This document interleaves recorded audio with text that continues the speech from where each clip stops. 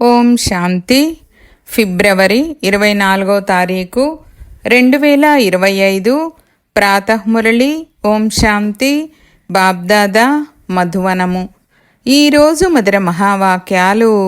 బాబా చెప్తున్నారు, మధురమైన పిల్లలు, ఈ ఆత్మిక హాస్పిటల్ మిమ్మల్ని అర్ధకల్పం కొరకు సదా ఆరోగ్యవంతులుగా తయారు చేస్తుంది. ఇక్కడ మీరు దేహీ అభిమానులై కూర్చోండి.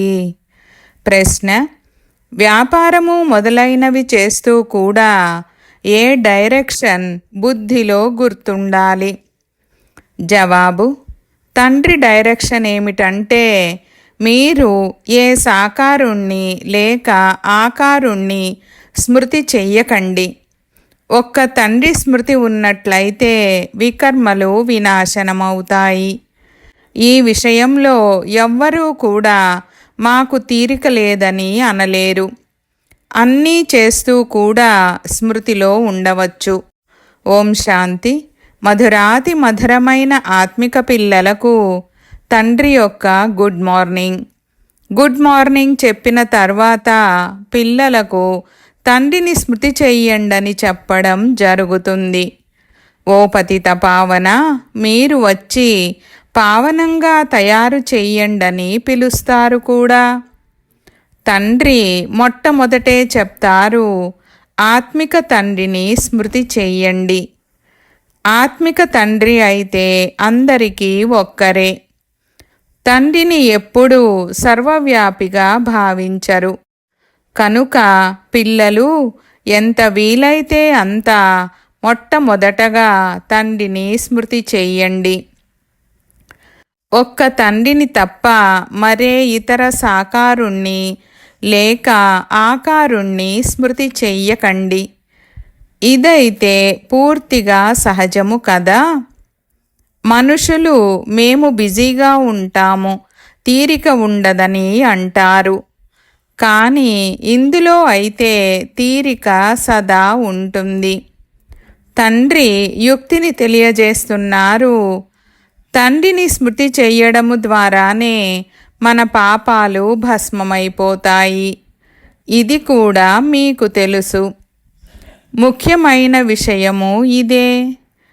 వ్యాపారాలు మొదలైనవి చెయ్యవద్దని అనరు. వాటన్నింటినీ చేస్తూ కేవలం తండ్రిని స్మృతి చేసినట్లయితే వికర్మలు వినాశనమవుతాయి. మేము పతితులము అన్నదైతే అర్థం చేసుకుంటారు. సాధువు, సన్యాసులు, ఋషులు, మునులు మొదలైన వారందరూ సాధన చేస్తారు. సాధన అనేది భగవంతుణ్ణి కలుసుకునేందుకు చెయ్యడం జరుగుతుంది. ఎప్పటి వరకైతే వారి పరిచయము ఉండదో అప్పటి వరకు వారిని కలుసుకోలేరు. తండ్రి పరిచయము ప్రపంచంలో ఎవ్వరికీ లేదు అన్నది మీకు తెలుసు. దేహ పరిచయం అయితే అందరికీ ఉంది. పెద్ద వస్తువు యొక్క పరిచయము వెంటనే జరుగుతుంది. ఆత్మ పరిచయాన్నైతే ఎప్పుడైతే తండ్రి వస్తారో అప్పుడు అర్థం చేయిస్తారు. ఆత్మ మరియు శరీరం అనేవి రెండు వస్తువులు. ఆత్మ ఒక నక్షత్రము వంటిది మరియు అది చాలా సూక్ష్మమైనది. దానిని ఎవ్వరూ చూడలేరు. ఎప్పుడైతే ఇక్కడకు వచ్చి కూర్చుంటారో అప్పుడు దేహీ అభిమానులై కూర్చోవాలి. ఇది కూడా అర్ధకల్పం కొరకు సదా ఆరోగ్యవంతులుగా అయ్యేందుకు ఒక హాస్పిటల్ కదా. ఆత్మ ఉన్నదే అవినాశీగా, ఎప్పుడూ వినాశనం అవ్వదు. మొత్తం పాత్ర అంతా ఆత్మదే. నేను ఎప్పుడూ వినాశనాన్ని పొందనని ఆత్మ అంటుంది. ఇన్ని ఆత్మలన్నీ అవినాశి, శరీరము వినాశి. ఇప్పుడు మీ బుద్ధిలో ఏం కూర్చొని ఉందంటే, ఆత్మ అయిన మనము అవినాశి, మనము 84 జన్మలను తీసుకుంటాము. ఇది డ్రామా. ఇందులో ధర్మస్థాపకులు ఎవరెవరు ఎప్పుడెప్పుడు వస్తారు, ఎన్ని జన్మలు తీసుకుంటూ ఉండవచ్చు అన్నదైతే తెలుసు. 84 జన్మలు అన్న గాయనం ఏదైతే ఉందో అది తప్పకుండా ఏదో ఒక ధర్మానికి చెందినదే అయి ఉంటుంది. అందరికీ అయితే అన్ని జన్మలు ఉండవు. అన్ని ధర్మాలు కలిసి ఒకేసారైతే రావు. మనము కూర్చొని ఇతరుల లెక్కను ఎందుకు తీయాలి? ఫలానా సమయంలో ధర్మస్థాపన చేయడానికి వస్తారన్నదైతే తెలుసు. తర్వాత దాని వృద్ధి జరుగుతుంది. అందరూ సతోప్రధానము నుండి తమోప్రధానంగా అయితే అయ్యేదే ఉంది. ప్రపంచము తమోప్రధానంగా అయినప్పుడు ఇక తండ్రి వచ్చి సతోప్రధానమైన సత్యయుగాన్ని తయారు చేస్తారు. ఇప్పుడు పిల్లలైన మీకు తెలుసు, భారతవాసులైన మేమే మళ్ళీ కొత్త ప్రపంచంలోకి వచ్చి రాజ్యము చేస్తాము. అప్పుడు మరే ఇతర ధర్మము ఉండదు. పిల్లలైన మీలో కూడా ఎవరైతే ఉన్నత పదవిని తీసుకునేది ఉందో వారు ఎక్కువ స్మృతిలో ఉండే పురుషార్థము చేస్తారు. మరియు బాబా, నేను ఇంత సమయము స్మృతిలో ఉంటున్నానని సమాచారాన్ని రాస్తారు కూడా. కొందరైతే సిగ్గు కారణంగా పూర్తి సమాచారాన్ని ఇవ్వరు. బాబా ఏమంటారో అని అనుకుంటారు. కానీ తెలియటమైతే తెలుస్తుంది కదా. స్కూల్లో టీచర్ స్టూడెంట్స్తో అంటారు కదా, నువ్వు ఒకవేళ చదవకపోతే ఫెయిల్ అయిపోతావని. లౌకిక తల్లిదండ్రులు కూడా పిల్లల చదువు ద్వారా ఇదైతే చాలా పెద్ద స్కూల్ అని అర్థం చేసుకుంటారు. ఇక్కడైతే నెంబర్ వారుగా కూర్చోబెట్టడం జరగదు. బుద్ధి ద్వారా అర్థం చేసుకోవడం జరుగుతుంది. నెంబర్ వారుగా అయితే ఉండనే ఉంటారు కదా. ఇప్పుడు బాబా మంచి మంచి పిల్లలను ఎక్కడికైనా పంపిస్తారు. వారు అలా వెళ్తుంటే మాకు మహారథి కావాలని ఇతరులు రాస్తారు. దీన్ని బట్టి వారు మాకంటే తెలివైన వారు, ప్రసిద్ధమైన వారని తప్పకుండా అర్థం చేసుకుంటారు.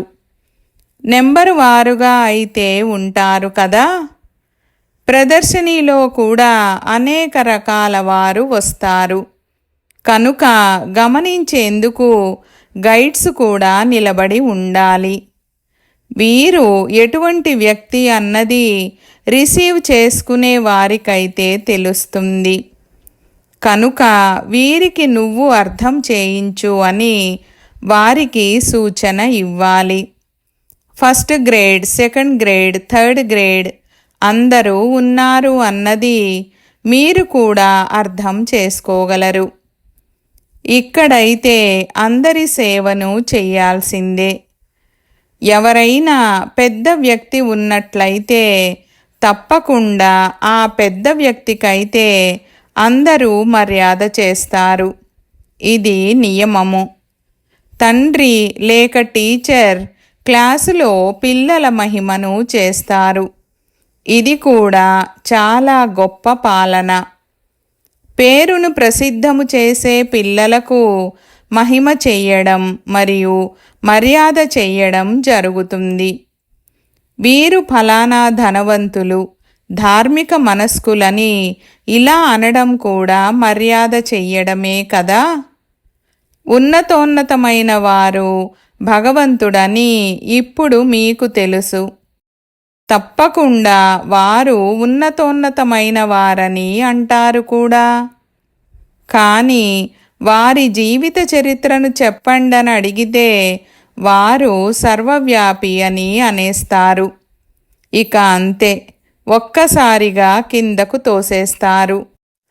అందరికంటే ఉన్నతోన్నతమైన వారు భగవంతుడని, వారే మూలవతన వాసి అని ఇప్పుడు మీరు అర్థం చేయించగలరు. సూక్ష్మవతనంలో దేవతలు ఉంటారు. ఇక్కడ ఉండేది మనుషులు. కనుక ఉన్నతోన్నతమైన వారు భగవంతుడు, ఆ నిరాకారుడు. వజ్రము వలె ఉన్న మనము మళ్ళీ గవ్వ సమానంగా అయ్యామని ఇప్పుడు మీకు తెలుసు. కనుక భగవంతుణ్ణి తమకంటే కూడా ఎక్కువ కిందకు తీసుకెళ్ళిపోయారు. వారిని గుర్తించరు. భారతవాసులైన మీకే వారి పరిచయము లభిస్తుంది. తర్వాత మళ్ళీ ఆ పరిచయము తగ్గిపోతుంది. ఇప్పుడు మీరు తండ్రి పరిచయాన్ని అందరికీ ఇస్తూ వెళ్తారు. చాలా ఎక్కువ మందికి తండ్రి పరిచయము లభిస్తుంది. ఈ త్రిమూర్తి, సృష్టిచక్రము, కల్పవృక్షము మీ ముఖ్య చిత్రాలు. వీటిలో ఎంత ప్రకాశము ఉంది! ఈ లక్ష్మీనారాయణులు సత్యయుగ యజమానులుగా ఉండేవారనైతే ఎవరైనా చెప్తారు, అచ్చా, సత్యయుగానికి ముందు ఏముండేది? ఇది కూడా ఇప్పుడు మీకు తెలుసు. ఇప్పుడు ఉన్నది కలియుగ అంతిమము, మరియు ఉన్నది కూడా ప్రజలపై ప్రజల రాజ్యము. ఇప్పుడు రాజరికాలైతే లేవు. ఎంత తేడా ఉంది! సత్యయుగ ఆదిలో రాజులు ఉండేవారు, మరియు ఇప్పుడు కలియుగంలో కూడా రాజులు ఉన్నారు.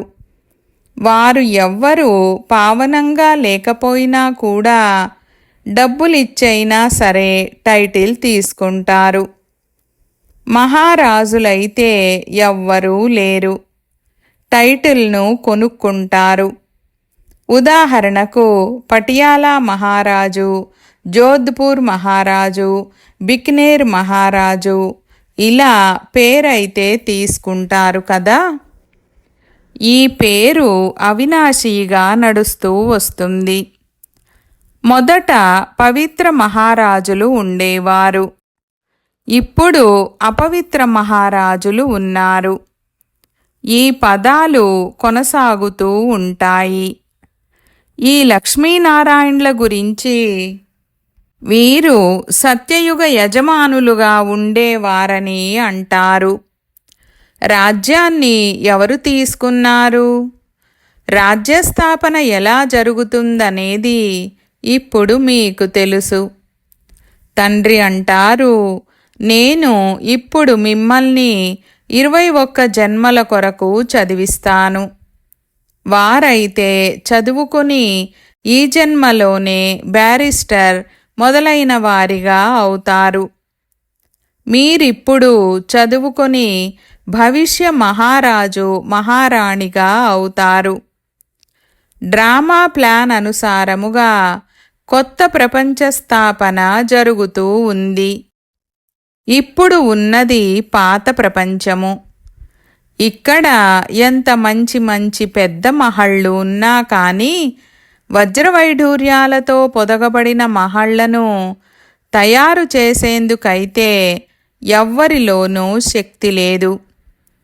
సత్యయుగములో అన్నీ వజ్రాల వైఢూర్యాలతో పొదగబడిన మహళ్లను తయారు చేస్తారు కదా. వాటిని తయారు చేయడానికి సమయమేమీ పట్టదు. ఇక్కడ కూడా భూకంపాలు మొదలైనవి వచ్చినప్పుడు చాలామంది పనివారిని పెట్టి 1-2 సంవత్సరాలలోనే మొత్తం పట్టణాన్నంతా నిర్మించేస్తారు. కొత్త ఢిల్లీని తయారు చేయడానికి మహా అయితే 8-10 సంవత్సరాలు పట్టింది. కానీ ఇక్కడి లేబర్కు మరియు అక్కడి లేబర్కు తేడా అయితే ఉంటుంది కదా. ఈ రోజుల్లోనైతే కొత్త కొత్త ఇన్వెన్షన్లను కూడా కనుక్కుంటూ ఉంటారు. ఇంటిని తయారు చేసే సైన్స్ యొక్క వేగము కూడా ఉంది. అన్నీ రెడీగా లభిస్తాయి. వెంటనే ఫ్లాట్ తయారైపోతుంది. చాలా త్వరగా తయారవుతాయి. కనుక ఇవన్నీ అక్కడ పనికొస్తాయి కదా. ఇవన్నీ తోడుగా వచ్చేది ఉంది. సంస్కారమైతే ఉంటుంది కదా. ఈ సైన్స్ సంస్కారము కూడా తోడుగా వస్తుంది. ఇప్పుడు తండ్రి పిల్లలకు అర్థం చేయిస్తూ ఉంటారు. పావనంగా అవ్వాలంటే తండ్రిని స్మృతి చెయ్యండి. తండ్రి కూడా గుడ్ మార్నింగ్ చెప్పి శిక్షణను ఇస్తారు. పిల్లలు తండ్రి స్మృతిలో కూర్చున్నారా? నడుస్తూ తిరుగుతూ తండ్రిని స్మృతి చెయ్యండి. ఎందుకంటే తలపై జన్మ జన్మాంతరాల భారము ఉంది. మెట్లు దిగుతూ దిగుతూ 84 జన్మలను తీసుకుంటారు. ఇప్పుడు మళ్ళీ ఒక్క జన్మలో ఎక్కే కళ ఉంటుంది. ఎంతగా తండ్రిని స్మృతి చేస్తూ ఉంటారో అంతగా సంతోషం కూడా ఉంటుంది, శక్తి లభిస్తుంది. చాలామంది పిల్లలను ముందు నెంబరులో ఉంచడం జరుగుతుంది. కానీ స్మృతిలో అస్సలు ఉండరు.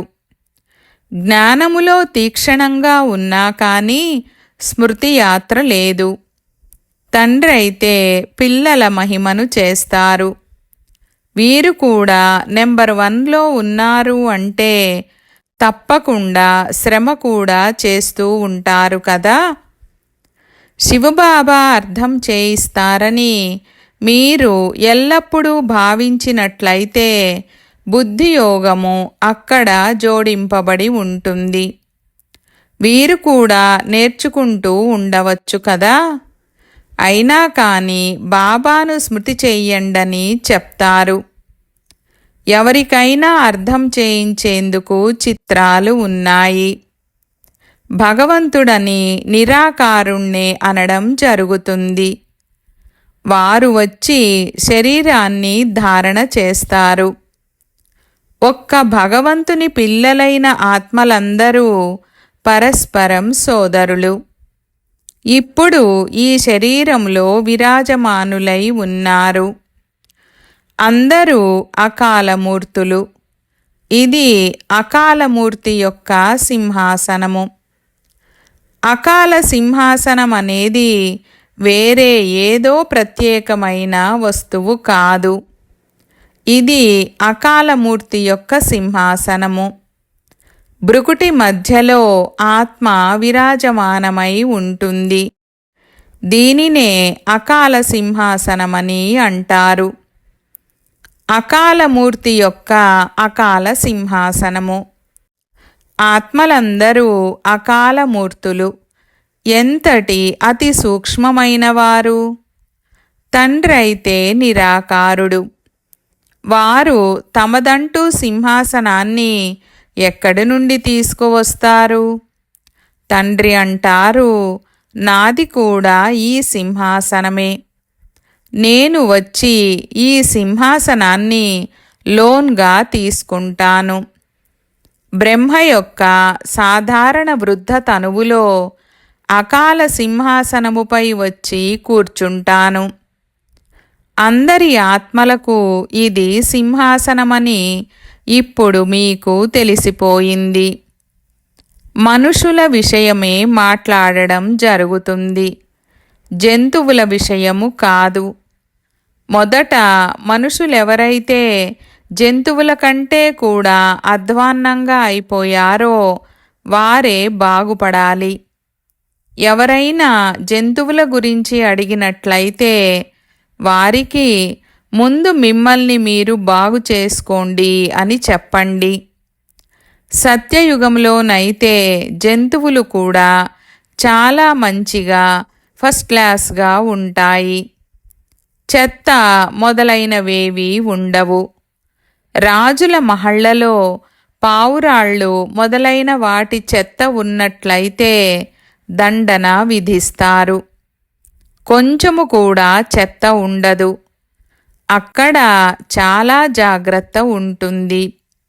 ఎప్పుడు ఏ జంతువు మొదలైనవి లోపలకు జొరబడకుండా కాపలా కాస్తుంటారు. చాలా శుభ్రత ఉంటుంది. లక్ష్మీనారాయణుల మందిరములో కూడా ఎంత శుభ్రత ఉంటుంది. శంకరుడు పార్వతుల మందిరములో పావురాన్ని కూడా చూపిస్తారు. కావున తప్పకుండా మందిరాన్ని కూడా పాడు చేస్తూ ఉండవచ్చు. శాస్త్రాలలోనైతే చాలా దంతకథలను రాశారు. ఇప్పుడు తండ్రి పిల్లలకు అర్థం చేయిస్తున్నారు. వారిలో కూడా ధారణ చెయ్యగలిగిన వారు కొద్దిమందే ఉన్నారు. మిగిలిన వారు ఏమీ అర్థము చేసుకోరు. తండ్రి పిల్లలకు ఎంత ప్రేమగా అర్థం చేయిస్తారు. పిల్లలు చాలా చాలా మధురంగా అవ్వండి. నోటి నుండి ఎల్లప్పుడూ రత్నాలు వెలువడుతూ ఉండాలి. మీరు రూప్ బసంత్. మీ నోటి నుండి రాళ్ళు వెలువడకూడదు. ఆత్మకే మహిమ ఉంటుంది. నేను ప్రెసిడెంటును, ఫలానాను, నా శరీరము పేరు ఇది అని ఆత్మయే అంటుంది. అచ్చా, మరి ఆత్మలు ఎవరి పిల్లలు? ఒక్క పరమాత్ముని పిల్లలు. కనుక తప్పకుండా వారి నుండి వారసత్వము లభిస్తూ ఉండవచ్చు. వారు మరి సర్వవ్యాపి ఎలా కాగలరు? మీకు కూడా ఇంతకు ముందు ఏమీ తెలిసేది కాదని మీకు తెలుసు. ఇప్పుడు బుద్ధి ఎంతగా తెరుచుకుంది.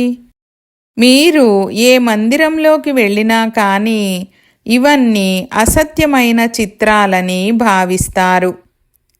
10 భుజాలు కలిగిన వారు, ఏనుగు తొండం కలవారు, ఇటువంటి చిత్రం కలవారు ఎవరైనా ఉంటారా? ఇదంతా భక్తి మార్గపు సామగ్రి.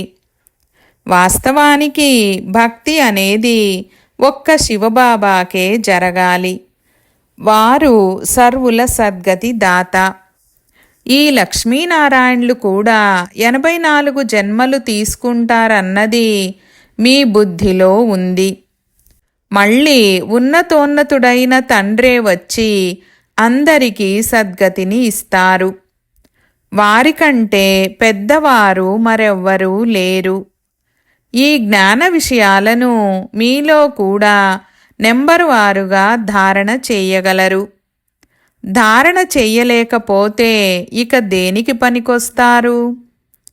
చాలామందైతే అంధులకు చేతికర్రగా అయ్యేందుకు బదులుగా స్వయమే అంధులుగా అయిపోతారు. పాలు ఇవ్వని ఆవులను బందెల్దొడ్డిలో అనగా పాలు ఇవ్వని ఆవులను ఉంచే స్థలములో ఉంచుతారు. వీరు కూడా జ్ఞానమనే పాలను ఇవ్వలేరు. అస్సలు ఏమీ పురుషార్థం చెయ్యని వారు చాలామంది ఉన్నారు. మనము ఏదో కాస్త ఎవరి కళ్యాణమైనా చెయ్యాలని భావించరు. వారి భాగ్యము గురించిన ఆలోచన కూడా ఉండదు. ఏది లభిస్తే అది చాలని అనుకుంటారు. అప్పుడు తండ్రి అంటారు, వీరి అదృష్టములో లేదు. తమ సద్గతిని చేసుకునే పురుషార్థమైతే చెయ్యాలి. దేహీ అభిమానులుగా అవ్వాలి. తండ్రి ఎంత ఉన్నతోన్నతమైన వారు. కానీ వచ్చేది చూడండి, ఎటువంటి పతిత ప్రపంచములో, పతిత శరీరములో వస్తారు. వారిని పిలవడం కూడా పతిత ప్రపంచంలోనే పిలుస్తారు. రావణుడు దుఃఖాన్నిచ్చినప్పుడు పూర్తిగా భ్రష్టము చేసేస్తాడు. అప్పుడు తండ్రి వచ్చి శ్రేష్టంగా తయారు చేస్తారు.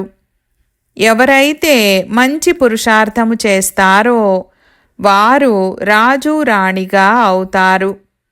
ఎవరైతే పురుషార్థము చెయ్యరో వారు పేదవారిగా అవుతారు. అదృష్టములో లేకపోతే పురుషార్థము చెయ్యలేరు. కొందరైతే చాలా మంచి భాగ్యాన్ని తయారు చేసుకుంటారు. మేము ఏ సేవ చేస్తున్నామని ప్రతి ఒక్కరూ తమను తాము చూసుకోగలరు. అచ్చా, मीठे मीठे सिकीलदे बच्चों प्रति मात पिता बाप दादा का याद प्यार और गुड मॉर्निंग. रूहानी बाप की रूहानी बच्चों को नमस्ते. हम रूहानी बच्चों की रूहानी बाप दादा को याद प्यार, गुड मॉर्निंग और నమస్తే నమస్తే బాబా నమస్తే. ధారణ కొరకు ముఖ్య సారము. 1వ పాయింట్, రూప్ బసంతుగా అయ్యి నోటి నుండి సదా రత్నాలనే వెలికి తీయాలి. చాలా చాలా మధురముగా అవ్వాలి. ఎప్పుడూ కూడా రాళ్ళు, కఠినమైన మాటలు రానివ్వకూడదు. 2వ పాయింట్, జ్ఞానము మరియు యోగములో చురుకుగా అయ్యి స్వయం మరియు ఇతరుల కళ్యాణము చేయాలి. తమ ఉన్నతమైన అదృష్టాన్ని తయారు చేసుకునే పురుషార్థము చేయాలి. అంధులకు చేతికర్రగా అవ్వాలి. వరదానము: సంతుష్టత ద్వారా సర్వుల నుండి ప్రశంసను ప్రాప్తి చేసుకునే సదా ప్రసన్న చిత్త భవ. వివరణ: సంతుష్టతకు గుర్తుగా ప్రత్యక్ష రూపములో ప్రసన్నత కనిపిస్తుంది. మరియు ఎవరైతే సదా సంతుష్టంగా లేక ప్రసన్నంగా ఉంటారో వారిని ప్రతి ఒక్కరూ తప్పకుండా ప్రశంసిస్తారు. కావున ప్రశంసను ప్రసన్నత ద్వారానే ప్రాప్తి చేసుకోగలుగుతారు. అందుకే సదా సంతుష్టంగా మరియు ప్రసన్నంగా ఉండే విశేష వరదానాన్ని స్వయము కూడా తీసుకోండి మరియు ఇతరులకు కూడా ఇవ్వండి. ఎందుకంటే ఈ యజ్ఞములో అంతిమ ఆహుతి సర్వ బ్రాహ్మణుల యొక్క సదాకాలిక ప్రసన్నత. ఎప్పుడైతే అందరూ సదా ప్రసన్నముగా ఉంటారో అప్పుడే ప్రత్యక్షత యొక్క శబ్దము మారుమ్రోగుతుంది మరియు విజయ జెండా ఎగురుతుంది. స్లోగన్: డైమండ్గా అయ్యే సందేశాన్ని ఇవ్వడమే డైమండ్ జూబ్లీ జరుపుకోవడము. ఈరోజు అవ్యక్త ఇషారా పాయింట్: ఏకాంత ప్రియులుగా అవ్వండి. ఏకతను మరియు ఏకాగ్రతను అలవర్చుకోండి. ఏకాంతవాసులుగా అవ్వడం అనగా నలువైపులా ఉన్న వైబ్రేషన్ల నుండి అతీతంగా వెళ్ళిపోవడము. కొందరు ఎలా ఉంటారంటే వారికి ఏకాంతము ఇష్టమనిపించదు. సంఘటనలో ఉండటము, నవ్వడము, మాట్లాడటము ఎక్కువ ఇష్టమనిపిస్తుంది. కానీ ఇది బాహ్యముఖతలోకి రావడము.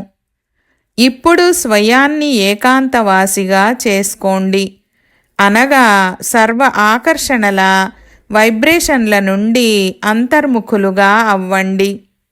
ఇప్పుడు సమయం ఎటువంటిది వస్తుందంటే ఈ అభ్యాసమే ఉపయోగపడుతుంది.